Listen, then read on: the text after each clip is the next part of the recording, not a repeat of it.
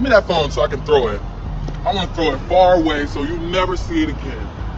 Don't miss the party tonight. Why are you still here?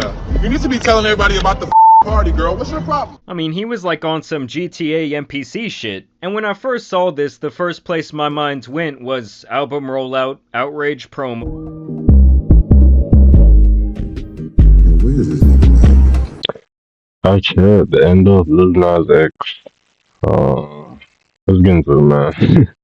So it's Lil been a Nas couple X, of I haven't months seen this since I man talked in a about the difficulties Lil Nas X has been having with his career over the last couple of years. Basically, he had come out of nowhere, created one of the biggest songs of all time with Old Town Road. He paid $30 for the beat and released the track independently on SoundCloud. Then I found this beat on YouTube, which is the Old Town Road beat by this guy named Young Keo. And I made this song. It was like a loner cowboy running away from everything. And Old Town Road is like this path of success, and like, you know, we want to continue on this. And he followed that up with hit after hit after hit. But every time something was blowing up, he was also wrapped up in massive controversy to promote said song or project. So what would you call what you do? Trolling, marketing, what is it? It's all of it. Mm-hmm. It's all of it. It's trolling, it's marketing. It works. Anybody that's pissed off are the exact people that needs to be pissed off, you know? And when that is the strategy you are using to get attention, This is about much more than shoes. Mr. Nas X, are you gay?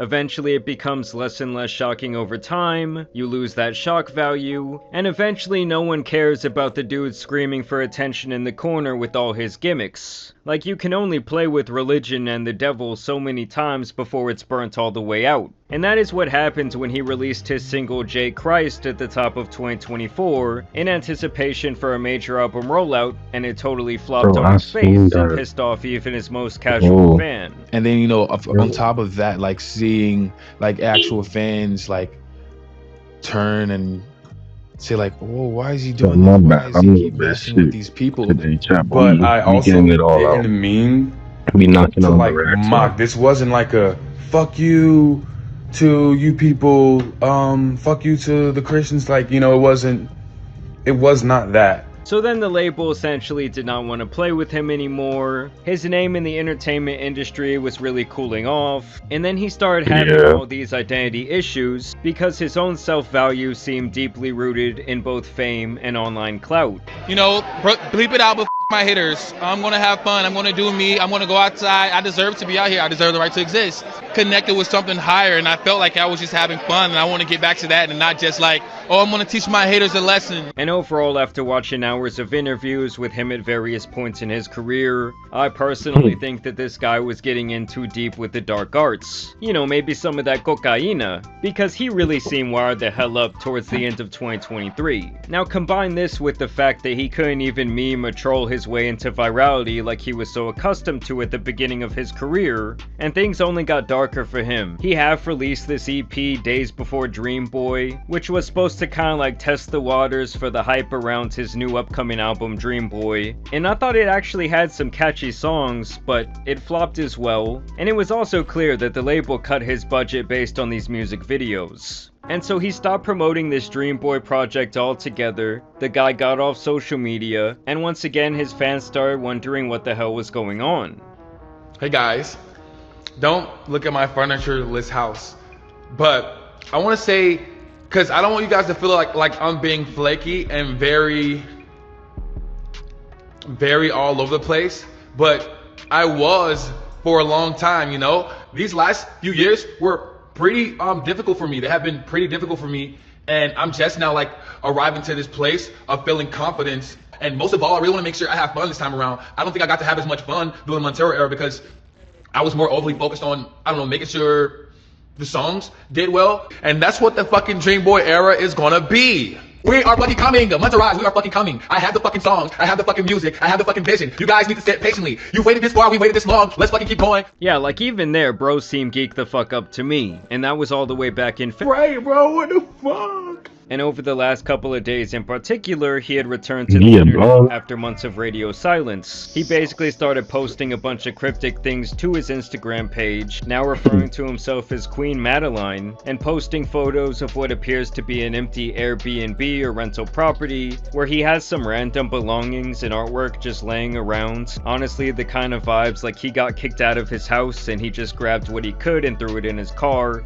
and basically took it with him to this Airbnb. I mean, just look at the guy's computer and his music setup. It was really on some struggle rapper shit. He also posted a very strange photo where he says, "Oh no, she's gone mad. Crazy, I tell you." And then he just started straight up releasing what appears to be singles from his new album, something I'm sure his record label would not be a fan of. It's almost like a little kid rebelling, I would think. And that is not the first time that he had done this, by the way, releasing music without telling the label, after they've obviously been at odds for quite some time. And he also posted this very strange video as well. I want to live. I want to fight.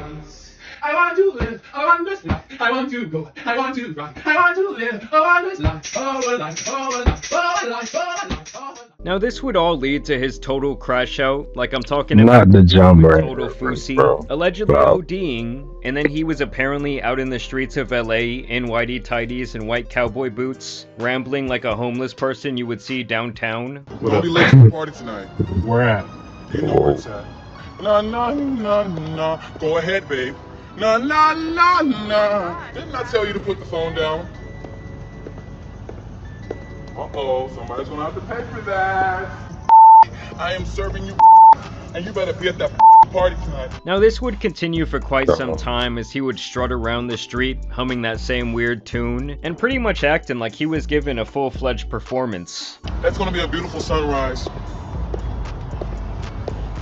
Give me that phone so I can throw it. I want to throw it far away so you never see it again. Don't miss the party tonight. Why are you still here?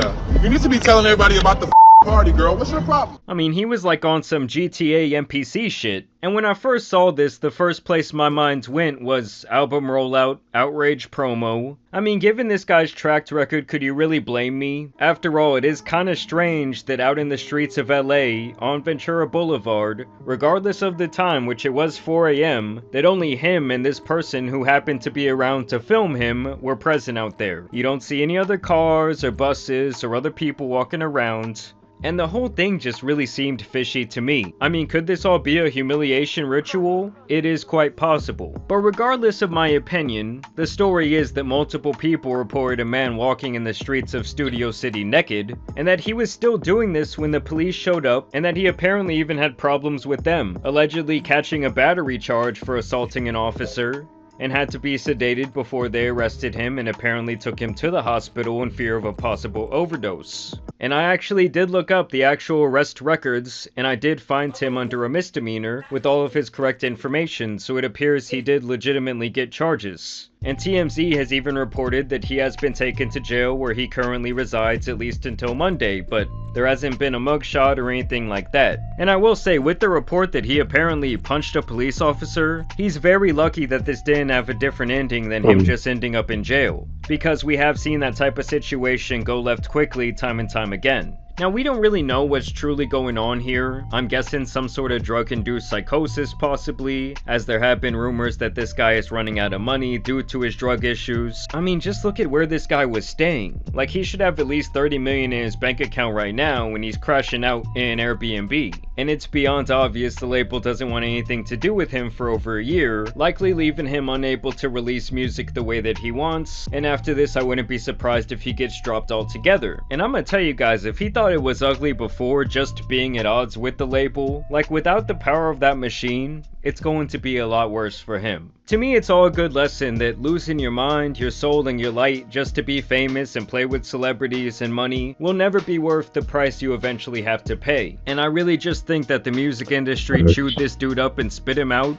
And it's very sad because early on you can really see that light in his eyes, that excitement of your dream coming true. And now for the last couple of years it's really been totally gone. But either way, I want to know what you guys think about this situation down below. I think it's all all for the gimmick. I mean, after I saw the police report, I started thinking, damn, like this guy either really wants to push the envelope at this point to try to become relevant again, or he's having some sort of serious issue. Maybe the truth is somewhere in between. Either way, I do want to thank you guys for watching today's video, dropping a like and subscribing. But as you guys know, with the Tan Superman and some other fallen off artists out here need to be covered. So I'm out.